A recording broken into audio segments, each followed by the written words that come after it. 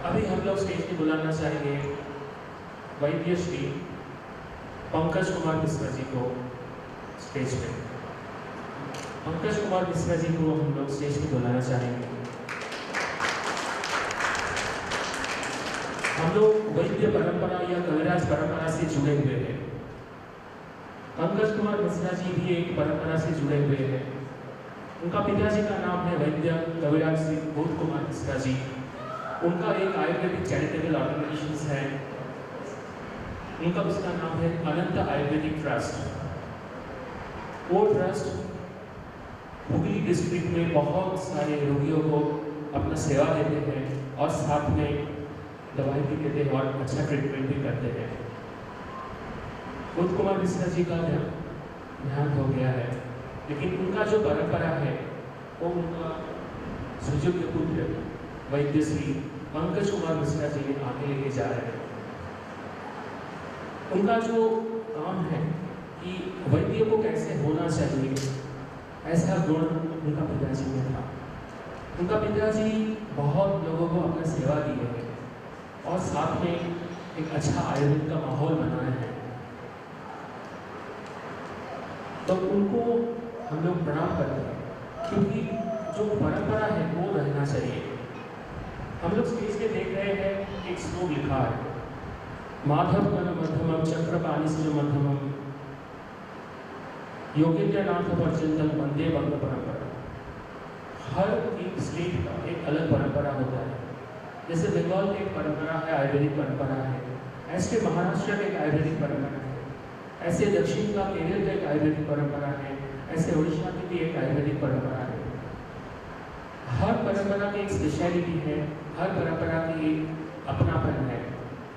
परंपरा इसीलिए डेवलप करते हैं क्योंकि हम लोग जानते हैं देश बहुत इम्पोर्टेंट है, काल बहुत इम्पोर्टेंट है, स्थान का परिवर्तन से बहुत कुछ परिवर्तित हो जाते हैं। तो बंगाल का जो परंपरा है वो बहुत ही महत्वपूर्ण परंपरा है। बहुत सारे कविराज बंगाल में अपना काम किए हैं। हम लोग वैद्य को कविराज बोलते हैं, जैसे कविराज रविंद्रनाथ सिंह, कविराज उपेंद्रनाथ सिंह, कविराज चक्रपाणी दत्ता, कविराज विजय कृष्ण भट्टाचार्य, कविराज गणनाथ सिंह, ऐसे बहुत कविराज, अगर नाम बोलेंगे तो खत्म नहीं होगा ये लिस्ट। सब ने इस बंगाल के पावन भूमि को अपना आयुर्वेद चिकित्सा और अपना हेल्थ सिस्टम को संभाले हैं। अभी हम लोग थोड़ा सा मैडम को फेलिसिटेट करते हैं, उसके बाद डॉक्टर मिश्रा जी कुमार मिश्रा जी को फेलिसिटेट करेंगे। मैडम को फेलिसिटेट करने के लिए हम स्टेज पे बुलाना चाहेंगे वैद्य लोग भी शामिल हों, तो मैडम को फेलिसिटेट करेंगे कुछ शॉर्ट। वैद्य संज्ञा सरकार माफी आइए और आपको फेलिसिटेट कराइए। वैद्य फोरम मठानी, आपका भी मैं आह्वान करती हूँ।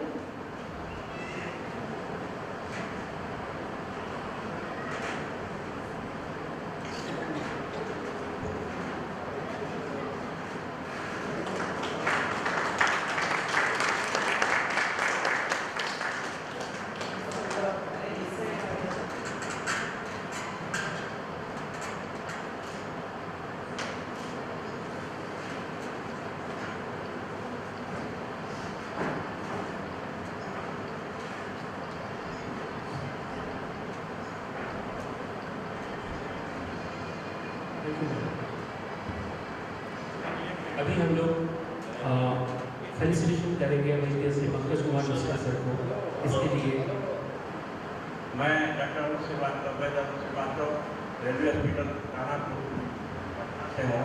बस उससे ही मेरा क्वेश्चन जुटा था, बहुत अच्छा है कविधारा कर रहा है कि 4 आदमी का जो 5 वैद्यों का 59 वैद्यों का जो ये परिचर्या हुई, हम कम से कम 35 से 40 CME और इसमें सेमिनार में भाग ले चुके, ये मौका कभी मैं ये मेरा छोटा सा चीज़ है कि जो कि ये आप जैसे मुठन वैद्यों की कोई एक लिस्ट होनी चाहिए या कोई एक रेफर करने का हम लोग का कोई एक चांस होना चाहिए। जैसे अभी एकमात्र है और इंडियन इंस्टीट्यूट ऑफ आयुर्वेद जो खुला है, जहाँ बहुत ज़्यादा भीड़ है, खासकर उत्तर भारत के लोगों के लिए। तो हमारे हर सेमिनार में, हर कॉन्फ्रेंस में बहुत अच्छे अच्छे वैद्यों से आप जैसे लोगों से मुलाकात होती है, लेकिन हम लोग को ये नहीं पता होता कि क्या एड्रेस है और इन लोगों को हम लोग जो है रेफर करें किस ग्रुप विशेष के लिए। तो क्या ये हम लोग डायरी अगर आप लोग जैसे नूतन पहलों के द्वारा अगर तैयार करके व्हाट्सएप पे या फेसबुक पे या जनरल लोग को अगर दिया जाए, क्योंकि ना आयुर्वेद महासम्मेलन ये बात समझ पाता है करता है, ना विश्व आयुर्वेद परिषद करता है, ना वर्ल्ड आयुर्वेद कांग्रेस करता है, तीनों मंच पे इस बात को नीमा वाले करते हैं। ये बहुत जरूरी है। इस मेरे सुझाव पर सलाह पर कुछ आप लोग करें ताकि सभी हम जैसे वैद्यों का कहाँ रेफर करें पेशेंट को, कुछ नहीं जानते। जो है हम सर्वज्ञ हो चुके हैं, सब लोग हम लोग सर्वज्ञ समझते हैं अपने आप को जबकि हैं।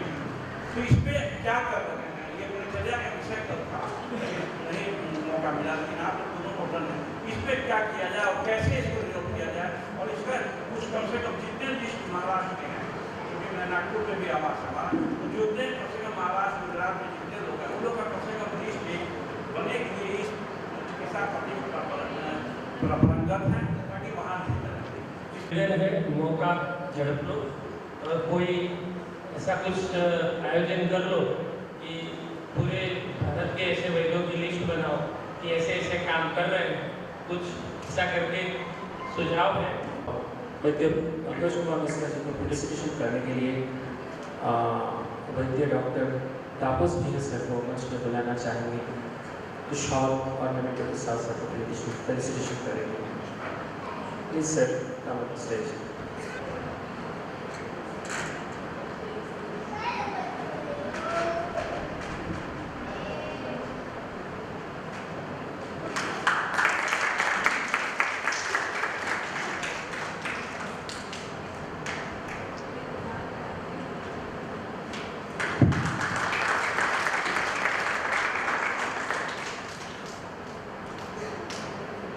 Thank you sir. अभी हम पंकज कुमार मिश्रा सर को कुछ बोलेंगे अपना जो जर्नी है, अपना जो अनंत आयुर्वेदिक ट्रस्ट है, जो परंपरा है, उसके बारे में 2 शब्द बोलने के लिए बोलेंगे।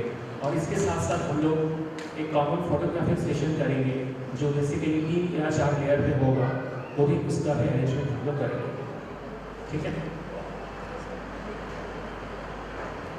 आज हमें एक बहुत ही बेहतरीन सेशन का अनुभव हुआ। सभी विद्यार्थियों को मेरा प्रणाम। मैं आज सुबह सदैव कपिल मुनि जी का दर्शन करके आया। जिंदगी में पहली बार मुझे सौभाग्य मिला जिस शाम के दर्शन के प्रणेता और उनकी भूमि पर ये प्रोग्राम यहाँ पर अनुष्ठित हो रहा है, इसके लिए मुझे यहाँ जो बोलने का या आने का मौका मिला, इसके लिए बिट्टू भाइयों को बोलते बोलते पाड़ी जी का मैं बहुत आभार व्यक्त करता हूँ। मैं बहुत बढ़िया वक्ता नहीं हूँ, मैं श्रोता हूँ और विवेचक हूँ। मैं संक्षिप्त बोलना ही जा रहा हूँ, लेकिन बातें निकलती हैं तो बोलना पड़ जाता है। मैं जब पहली बार 1980 साल में जमीरा स्टेट आयुर्वेदिक मेडिकल कॉलेज में आया था, उस समय ऐसी कोई व्यवस्था नहीं थी। In the sense marks basis पर एडमिशन होता था। और मुझे आयुर्वेद पढ़ने का एक शौक शुरू से था, क्योंकि मेरी वंश परंपरा में मेरे स्वर्गीय नाना जी पंडित सुखदेव झा, उनके बाद मेरे मामा जी पंडित दुर्गाचंद झा, ये सभी भागलपुर आयुर्वेदिक कॉलेज में प्रिंसिपल होकर के रिटायर हुए। तो मैं जब छोटा था तब भी वो आयुर्वेद कॉलेज में जरूर जाता था और जाके उस समय से ही बहुत सी बातें मेरे दिमाग में आती थी। उसी कॉलेज से मेरे पिताजी उन्होंने GMS, उस समय वो GMS बोर्ड की डिग्री होती थी, उन्होंने किया। और हमारे उपस्थित श्रद्धेय वैद्य सूर्य प्रकाश शर्मा जी, इनके पिताजी उस कॉलेज के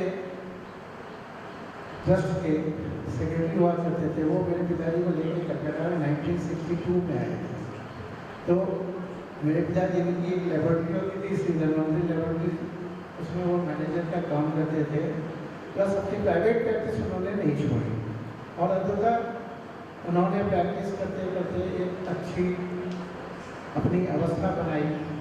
तो इन सब से प्रेरणाओं पाने के बाद मैं खुद भी वैद्य भी बनूंगा ऐसा सोच के मैंने पढ़ाई शुरू की। मैंने कभी कुछ वो ज्वाइंट एंट्रेंस ये सब में ट्राई नहीं किया। मैं सीधा गया, पता लगा JB में मैंने एडमिशन लिया। हमारे ये सब्जेक्ट उपस्थित है संजीव दा, ये जब हम आए थे उस समय में हाउस स्टाफ थे, फर्स्ट ईयर में जब मैं था, तो ये परंपरा है। वहाँ से पढ़ने के बाद बहुत स्ट्रगल किया। स्ट्रगल करने के बाद नेचुरली ऐसा होता है, मैंने BMS पास किया करके, फिर यही समादास से मैंने काय चिकित्सा में MD किया। लेकिन सब करने के बाद भी मुझे एक हमेशा ही मन में खटकता था कि पश्चिम बंगाल के अंदर में जहाँ पर वैद्यों की इतनी बड़ी परंपरा है और जितने भी हमारे टीकाकार जितने भी अच्छे ग्रंथ हैं सभी इसी बंगाल परंपरा से ही आते हैं। जैसा हमारे डॉक्टर अनिल प्रभु ने बताया कि जितने भी नंदनाथ से निश्चल अरुण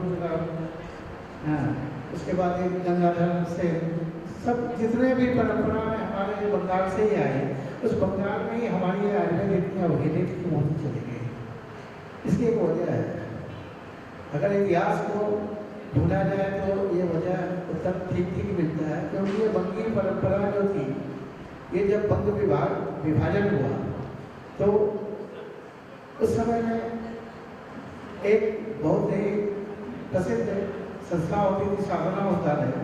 इस साधना औषधालय की जितनी दुकानें कलकत्ता के सब मेन रोड के मेन नुक्कड़ पर पहली दुकान उनकी हुआ करती थी। लेकिन वो बंग के बाद परंपरा धीरे धीरे खराब हो गई। होने के बाद वो आयुर्वेद पश्चिम बंगाल से साधना औषधालय धीरे धीरे गौण होता चला गया। बाद में जो जगह आया सिलेबस का झगड़ा, उस समय के जो परंपरा में हम लोग जब पढ़ने आए थे तो उस समय में वो pure Ayurveda and integrated Ayurveda का एक स्कूल देखा, वहाँ से भी हम लोग निकले। आने के बाद प्रैक्टिस करना शुरू किया तो मेरे चूँकि पिताजी ने एक बात मुझे 3 सूत्र सिखाए थे, मैं आप सभी से मन से इस बात को शेयर करता हूँ। मेरे पिताजी कहा करते थे दान करते रहो कभी घटेगा नहीं। ये मैंने जिंदगी में अनुभव किया। दूसरा वो बोलते थे कि जब पॉकेट में पैसा ज़्यादा है और नाव में पानी ज़्यादा भरे तो उसको फेंकते रहो, नहीं तो डूब जाओ, जो मुझे दिखा डिमोनेटाइजेशन के टाइम पर। तीसरा चीज़ उन्होंने एक बात और कहा था, उन्होंने रेफरेंस आयुर्वेद का ही दिया था जिसमें उन्होंने बताया नित्यम हितार से भी सभी काशी विशेष हो सकता दाता समा तत्पर क्षमावान आप तो किसी भी मृत्यु निरोग। तो ये जो बात मेरे बचपन से दिमाग में घुसी, इसको लेकर मैं बहुत दिन तक सोशल वर्कर के हिसाब से ही काम करता था। बाद में उपार्जन नहीं होता था, सच्चाई यही है। तो मैं अपने पापा से कहने लगा कि पापा ये तो ऐसा गड़बड़ विद्या तो मैं अपने बच्चों को नहीं पढ़ने देता। बोले तुम इतना निराश क्यों होते हो, थोड़ा चेष्टा करो। नहीं आओ करते करते ऊपर वाला का सौभाग्य हो कि मेरा आशीर्वाद बोलिए ऊपर वाला मेरे ऊपर मुझे एक गवर्नमेंट जॉब मिल गया। I join it. मैंने जान करके ऐसा जगह एक पोस्टिंग दिया that was remote in Darjeeling hills में, जहाँ पर कुछ भी आयुर्वेद के नाम पर लोग कुछ नहीं था। वो वहाँ के लोकल लोग जो थे वो लोग यहूदियों की परंपरा से काम करते थे। मैं जब गया तो वहाँ कुछ भी नहीं था, तो गवर्नमेंट ने मुझे भेज दिया। मैंने अपने डायरेक्टर सर से कहा सर यहाँ तो ऐसा कुछ भी नहीं है। बोला इसीलिए तो तुमको भेजा। मुझे प्रेरणा लगा एंड आई स्टार्टेड। मैंने एक अच्छा खासा वहाँ स्टैब्लिशमेंट गवर्नमेंट ने स्टैब्लिश किया। धीरे धीरे पहाड़ के लोग ऐसे भी जड़ी बूटियों से बहुत प्यार करते हैं। अभी अभी देख के भी आ रहा हूँ उत्तराखंड में गया था हरिद्वार, तो उस साइड भी देखा तो पहाड़ के लोगों का वैसे भक्ति है, अनडाउटेडली है। तो इस तरह से करते करते काम करते करते एक आशीर्वाद स्वरूप मुझे पाया। मेरे काम करने में मैंने जो सूत्र रखा अपने जीवन में, मैं एक छोटे नए कॉमर्स को मैं कभी बोलने जा रहा था, मैं क्षमा पाता हूँ, मैं गलत वक्त में बोल गया था तो आवेगा आ गया। ऐसा है कि some things are to be share. मैं अभी जब आगे का भी हमारा वेबिनार हुआ था मैंने उसमें भी यही कहा था कि देखिए हम लोग आते हैं स्टेज पर बहुत बड़ी बड़ी सभी अपने रिसर्च किए वो सब बताते हैं, ज्ञान वृद्धि एक अलग चीज़ है, प्रैक्टिकल एजुकेशन बहुत ही अलग है। और ये हर वही जो भाई ने बताया कि देश काल स्थान के हिसाब से बदलता रहता है। अब ऐसा है हमारे यहाँ बंगाल में, जैसे बंगाल में ही मैं बता रहा हूँ, अगर आप उत्तर बंगाल में काम करते हैं जो कि यहाँ के लोग करना नहीं चाहते, ये मेरा अनुभव है। किसी का अगर उत्तर बंगाल में पोस्टिंग होता है तो बोलना शुरू कर देता है। वस्तुतः ऐसा नहीं है, हाईलाइट करना है, आनंद लेना है, जरूर दौड़ना बंगाल में पूरी सम्मान पूरी श्रद्धा मिलती है। मैं आज भी जाता हूँ, मुझे आज भी मिलता है वो सम्मान। तो भाइयों अगर कभी मौका मिले तो उस जगह को छोड़ना मत। अब रात दक्षिण बंगाल में यहाँ क्या होता है कि हम लोग एफ्लुएंट क्लास के लोग ज़्यादा होते हैं। हमारे यहाँ पर आस पास में दुनिया भर के मेडिकल कॉलेज है, दुनिया भर के मेडिकल फैसिलिटी है, ये don't understand what is the need of the hour. लेकिन नॉर्थ बंगाल में जब आप जाएंगे तो उधर डॉक्टर्स बहुत कम हैं, तो उधर अगर आप लोग काम करोगे तो आपको बहुत ही आनंद भी आएगा और श्रद्धा भी मिलेगी।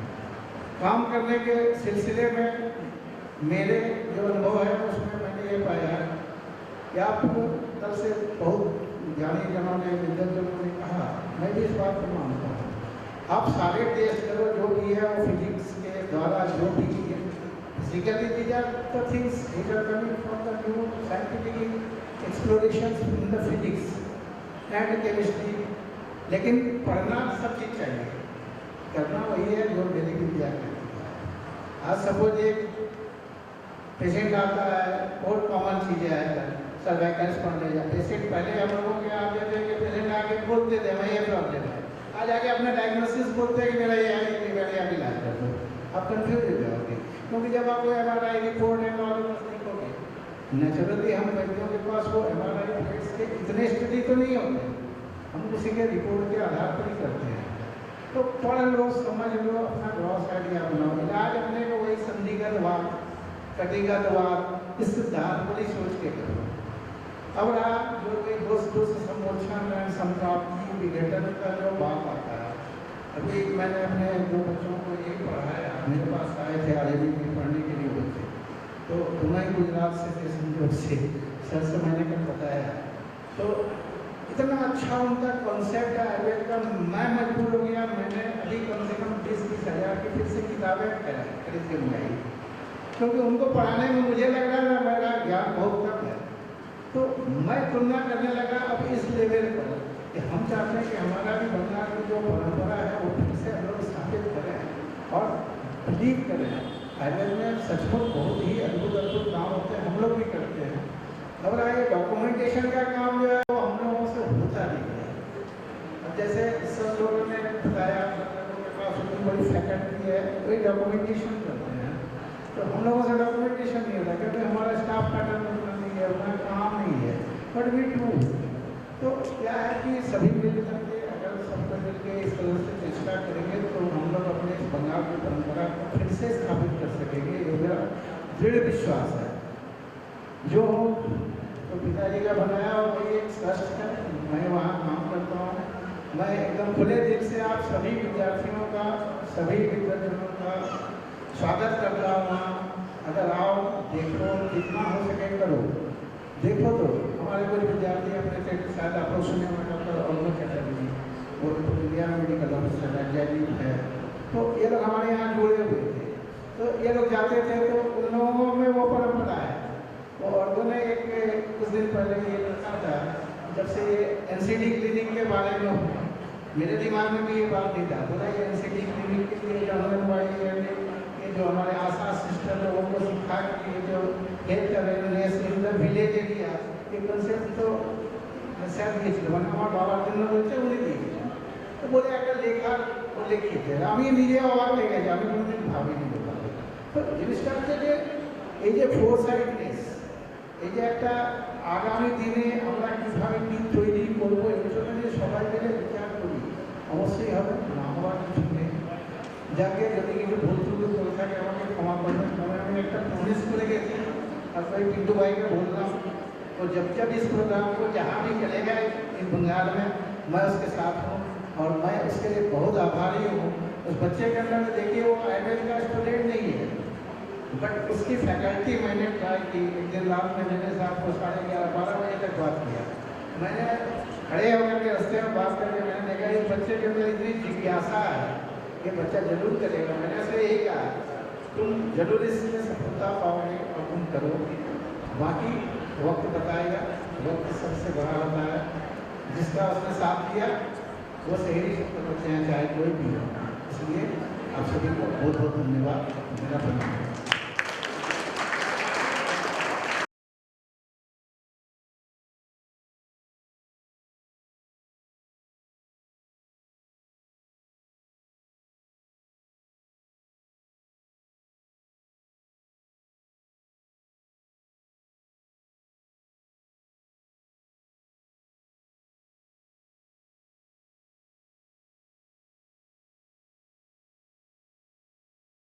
गुरुओं के वचन सदैव ही शास्त्र प्रमाणित होते हैं। ये आज हमने मैम के लेक्चर से देखा।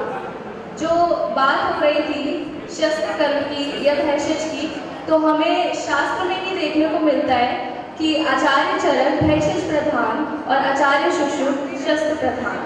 तो क्या ऐसा था कि आचार्य शुश्रूष केवल शस्त्र चिकित्सा जानते थे और भैषज नहीं, और एवं आचार्य चरक शस्त्र चिकित्सा नहीं जानते थे?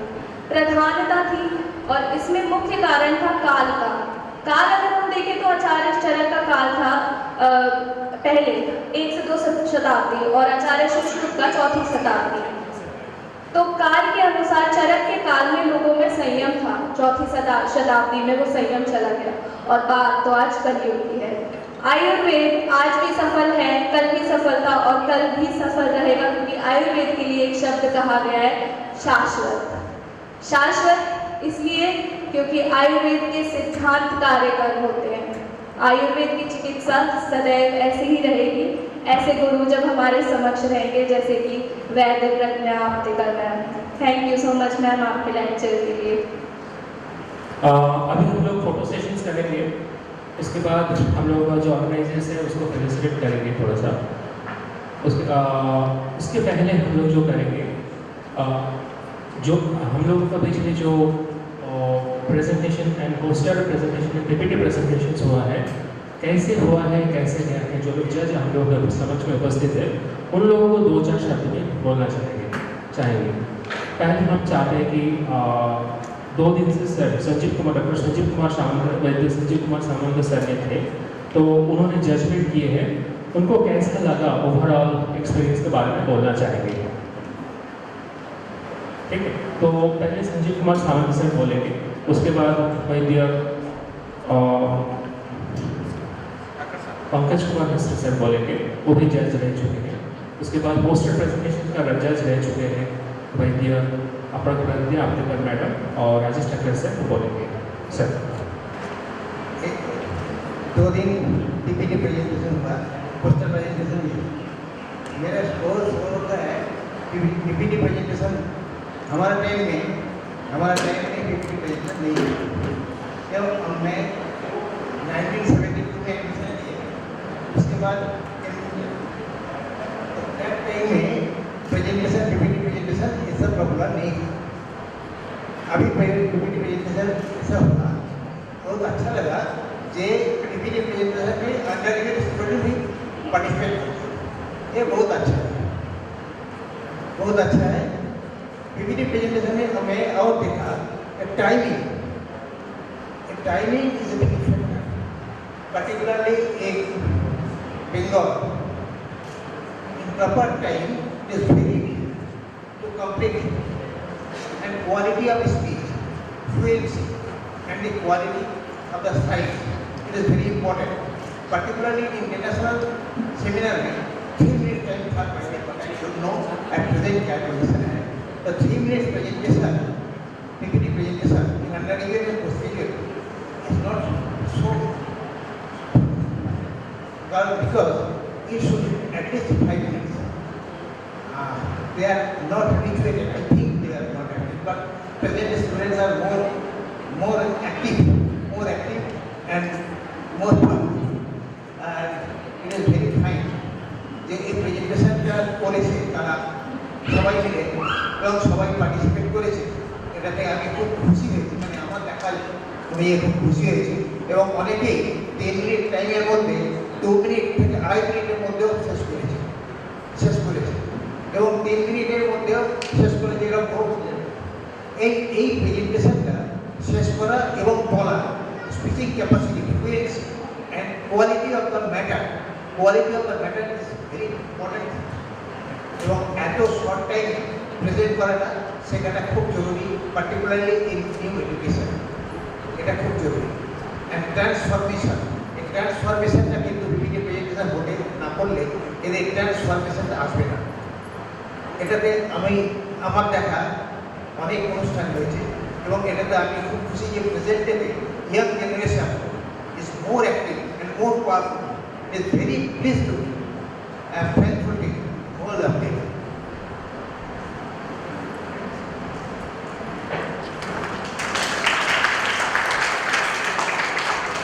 Thank you sir. मैं वैद्य अभय कुमार मिश्रा सर को वैद्य पंकज कुमार मिश्रा सर को स्टेज पर बुलाएंगे जो पीपीटी प्रेजेंटेशन करता था उसका बारे में 2-4 शब्द बोलने के लिए। सर मुझे ये सौभाग्य मिला कि पीपीटी प्रेजेंटेशन मार्किंग करूँ और सब पीपीटी प्रेजेंटेशन कम शब्दों में अपने सारी बातों को अच्छी तरह से एक्सप्लेन करना विद ऑडियंस, मैं ऐसा ही मानता हूँ। शायद ये भी परंपरा अपने पुराने ज़माने से ही आई है। ये समास नाम का जो वर्ड आता है, द्वंद्व समास, द्वितीय समास हम लोग पढ़े हैं ना, तो समास की कहानी ये है, शायद मालूम भी हो नहीं भी हो तो एक बार सुनिए। समास ये था कि एक ब्राह्मण एक राजा के दरबार में गया तो राजा ने कहा, उस समय लोग संस्कृत में बात करते थे, कवि समासेन वाला, तो जो कवि यानी वो जो ब्राह्मण गया था उसने कहा द्वंद्वम द्विगुणपि चाम मद्गे अव्ययी भाव समासा तत्पुरुष कर्मधारय ये नाम श्याम हुई। संसद राजा ने उसकी बात समझी और उसको सब कुछ दे दिया। तो ये समास का एक मॉडर्न फॉर्म शायद हो सकता है कि ये पीपीटी भी हो। हम दो हैं, हमारे दो की इच्छा है, मेरे घर में फिजूल खर्ची नहीं है, इसलिए मुझे कोई ऐसा कर्म दो जिससे मेरे पास में बहुत सा धन धान्य बढ़े। कितने छोटे शब्दों में उसने कितनी बड़ी बात कही। तो इसके लिए ये एक्चुअली रेगुलर प्रैक्टिस की चीज़ें हैं। आज बच्चे हम लोगों के समय में ऐसा सर ने कहा ऐसा पीपीटी प्रेजेंटेशन नहीं होता था, ऐसे ही ओपन सेमिनार होता था, डिस्कशन होता, लेकिन ये परंपराएं चालू हुई। मॉडर्न एजुकेशन पॉलिसीज के अंदर से परिवर्तन आए तो समय के साथ कालो ही गच्छति थी बताऊँ, फिर वही बात है, समय के साथ चलना है। तो ये प्रैक्टिस करना चाहिए। मुझे काफ़ी अच्छा लगा, केवल मुझे एक ही खटका लगा कि हर किसी का सब टॉपिक जो था वो एक जैसा ही नहीं था। तो इस टॉपिक में अगर उसका कुछ और चेंज कर करके किया जा सकता तो और भी अच्छा होता। फिर भी फिर से मैं सबका धन्यवाद देता हूँ। सब लोग बड़े अच्छे हैं, बड़ा अच्छा लगा और हमारी आगे की परंपरा बढ़ रही है। धन्यवाद। वंदे गंगे परंपरा ओम बुद्धि नमः। मैं वैद्य राजेश ठाकुर सर को बुलाना चाहेंगे जो आज पोस्टर प्रेजेंटेशन का सेशन था। हम लोग वैद्य को बहुत अच्छे से किए, थोड़ा 2-4 शब्द बोलेंगे सर प्लीज। पोस्टर प्रेजेंटेशन के बारे में बोलने के लिए मुझे कहा गया है। वैसे सभी महिला थी और बहुत अच्छी तैयारी की थी।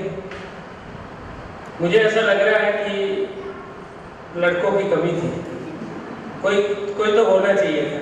सभी महिलाएं थी। जो एमडी कर रहे हैं उनको सोचना चाहिए और जो मिनट का समय दिया गया था उसमें ज़्यादातर सभी ने पूरा कर लिया।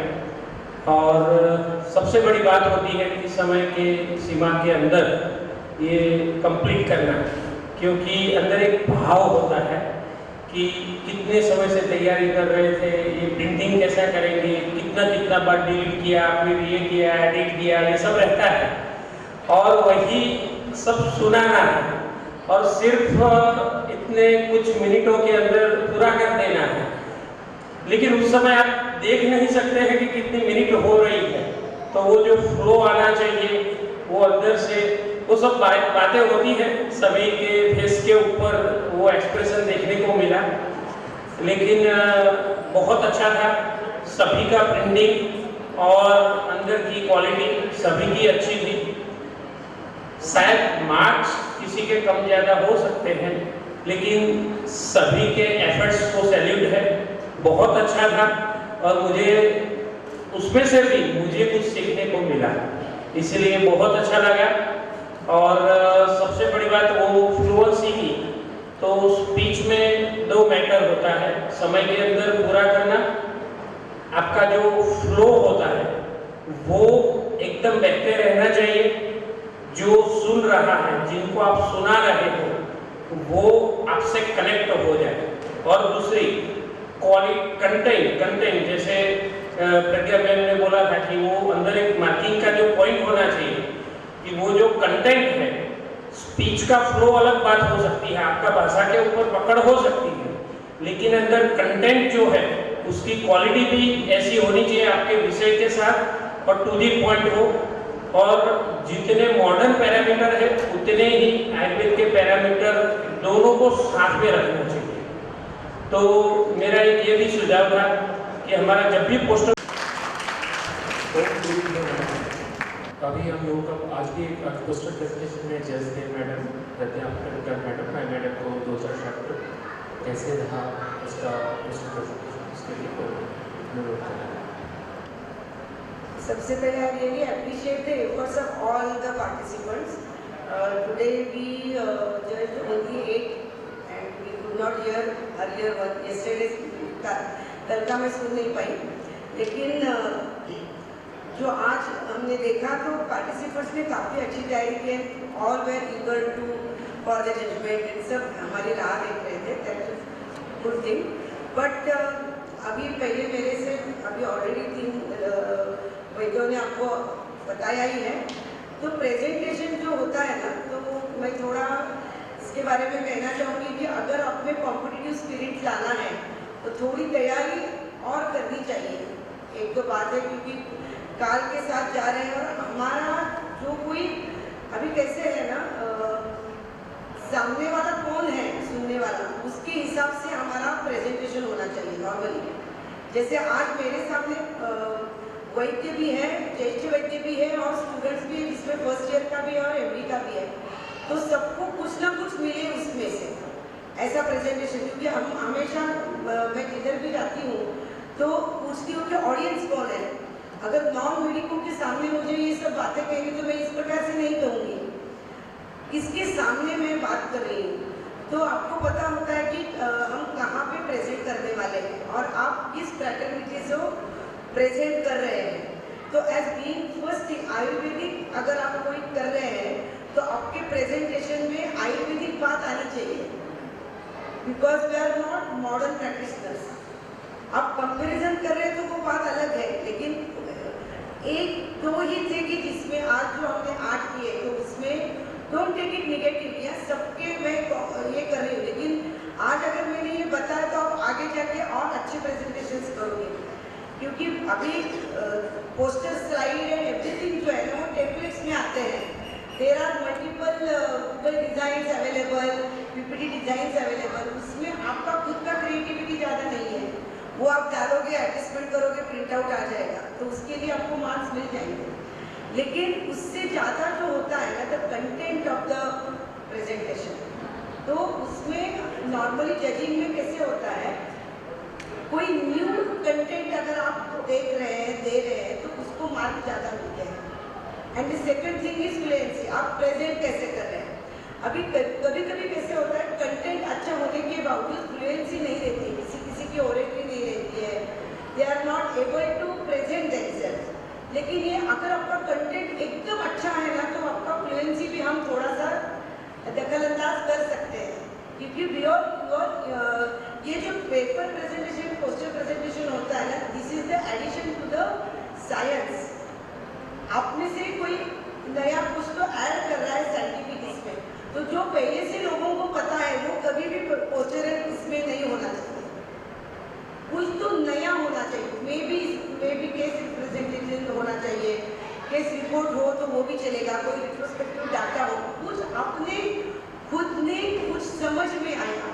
जैसे अगर आप फिलोसॉफिकल भी लिख रहे हैं तो उसमें से आपको क्या समझ में आया कि उसका आप ट्रीटमेंट में आप उसका ये कर सकें। तो आज मैं जिसमें किया जजमेंट हमने, तो उसमें से दो मैं बोलूँगी कि मुझे हमें थोड़े अच्छे लगे।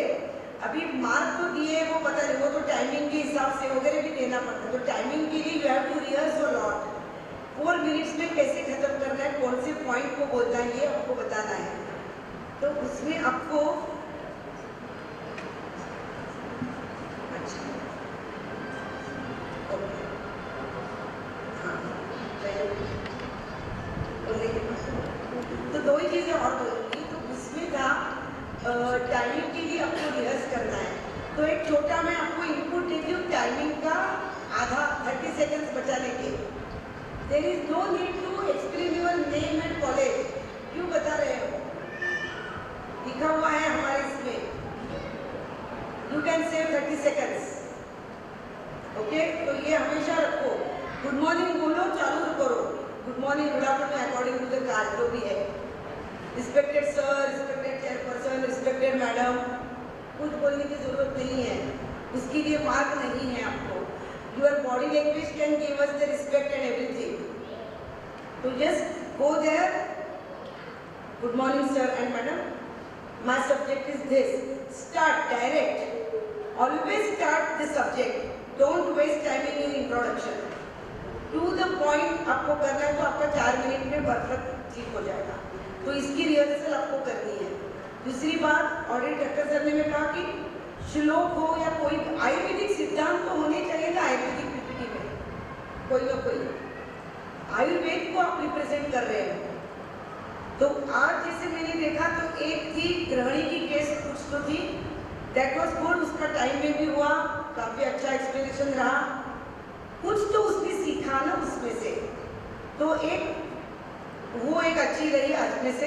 दूसरी एक शिरोधारा पादापंक का भी था, लेकिन उसको टाइमिंग ज़्यादा लगा, उसने काफ़ी चीज़ें रिपीटेडली की कही। तो वो अगर वो रिहर्स अच्छी करती थी तो उसका 4 मिनट में हो जाता था।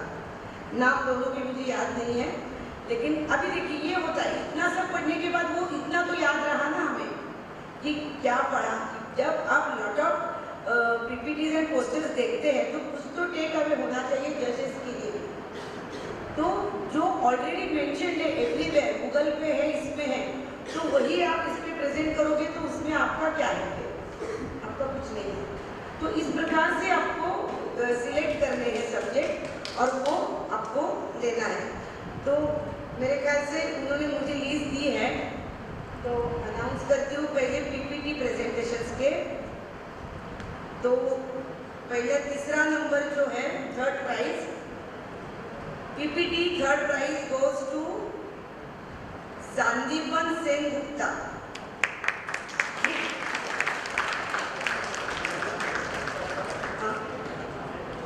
अच्छा जस्ट अनाउंस करो, प्राइज बाद में मिलेगा ऐसे कह रहे हैं मुझे भी पता नहीं था, so sorry. Second prize goes to Angelina Handstaff. First prize, हाँ उनको मार्क्स भी कहे, संदीपन को मिले हैं 8.25, एंजेलिना को मिले हैं 8.5। तो बहुत थोड़ी थोड़ी इसमें ही गए हैं number, otherwise all are first. First prize goes to Aniruddh Prasad 8.75। Then poster presentation, third prize goes to क्या ही हुआ है, एक ही नाम है, अच्छा ज्योति रूपा 8.25 मार्क्स। प्रियदर्शनी शाश्मल 8.25 मार्क्स है। Second prize goes to Jayita Das 9 marks है। And first prize goes to Neha Agarwal 9.5 marks. So congratulations to you all the participants who got the prize and also all the delegates who participated in the poster and PPT presentations. Thank you. अभी हम वैद्य Surya Prakash Sharma sir को बुलाएंगे 2 शब्द बोलने के लिए। दवाई का प्रिपरेशन कैसे होता है, कैसे वैद्य लोग अपना दवाई कैसे बनाएंगे, खुद का फार्मेसी के हैं साथ में, उनका बहुत ज़्यादा एक्सपीरियंस है। वो भी शर्मा सर भी इस परंपरा से बिलोंग करते हैं। उनका पिताजी भी भगवान का बहुत बड़े कविराज थे, तो हम बुलाना चाहते हैं। आप शुरुआत कर जाता हूँ। धन्यवाद सबको। और आप लोग को पास करके कितने या जिन्होंने पास कर दिया, चेष्टा कीजिए आप अपनी छोटी मोटी दवाइयाँ अपने घर में या अपने दवाखाने में ही बनाएं। जैसे नावली एक ऐसी किताब है जिसमें ओ से लेके है तक कर्मबद्ध रोग के अनुसार दवाइयों का संकलन है। तो बेशक दवाई अगर आपके पास है तो आप मान के रखिए कि आपकी जरूरत के अनुसार आप अपनी दवाइयों का निर्माण अपने घर में या अपने दवाखाने में कर सकते हैं। आप अपनी चिकित्सा के लिए कोई भी दवा बनाते हैं, उसके लिए आपको ड्रग लाइसेंस की दरकार नहीं। तो जब ड्रग लाइसेंस की दरकार आपको नहीं है और आपकी चिकित्सा के अनुसार आपकी दवा बनानी है, तो भेषज दवाई जो है आपको उसका सहयोग करेगी जिससे आप अपनी चिकित्सा मनमाने रूप से भी कर सकते हैं। और आप अगर चाहते हैं कि भाई मेरा अपना एक अनुभव है और इस अनुभव के हिसाब से मैं अपनी कुछ दवाइयाँ वो बनाना चाहता हूँ, तो वो भी आप बना सकते हैं। एक बात और आपको मैं बता दूँ, कोई भी दवा बनाए अगर उसमें भावना की बात आती है तो भावना के ऊपर में आपको विशेष ध्यान दीजिए।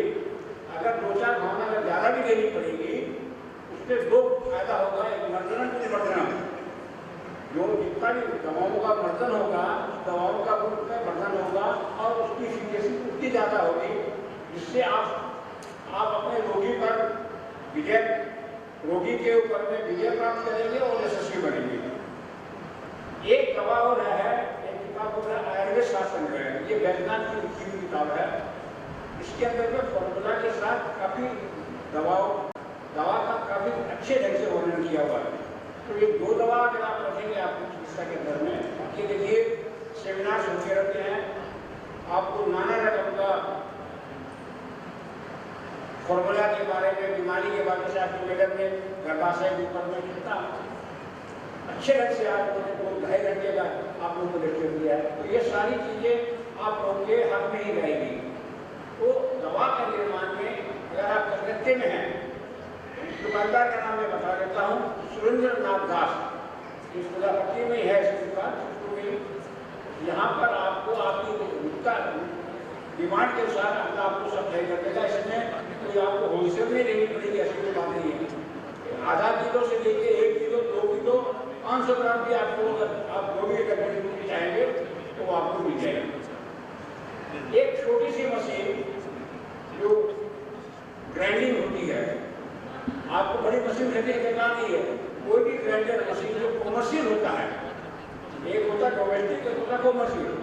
कॉमर्शियल डिसेंट्रीगेटेड कम पल्वराइजर अगर आप उसे ले लेते हैं तो आधा किलो, 1 किलो, 2 किलो चूर्ण बनाने में आपको कोई तकलीफ नहीं होगी और वो तुरंत आपको 5 मिनट में 10 मिनट में आपको बन जाएगा। एक होती है घुटाई। घुटाई के लिए इतना आपको जो की है, वो क्या करेगा, आपकी जो दवा है उसके निर्माण में आप अपनी भावना अनुसार घुटाई कर सकते, अपनी गोली बना सकते हैं या उसका रॉ पाउडर भी बना के रख सकते, सुखा लीजिए, काम में आ जाएगा। तो ये 2 मशीन और ये 2 किताब अगर आप अपने घर में रखते हैं, कोई भी चिकित्सक रखता है, तो ये मान के रखिए कि अपनी चिकित्सा के अनुसार वो अपनी दवाओं का निर्माण करके रोगियों को देगा और आपको यशस्वी बनाएगा। सबसे बड़ी बात है वो इकोनॉमी भी होगी और आपके मन के अनुसार होगी। धन्यवाद। बोलो।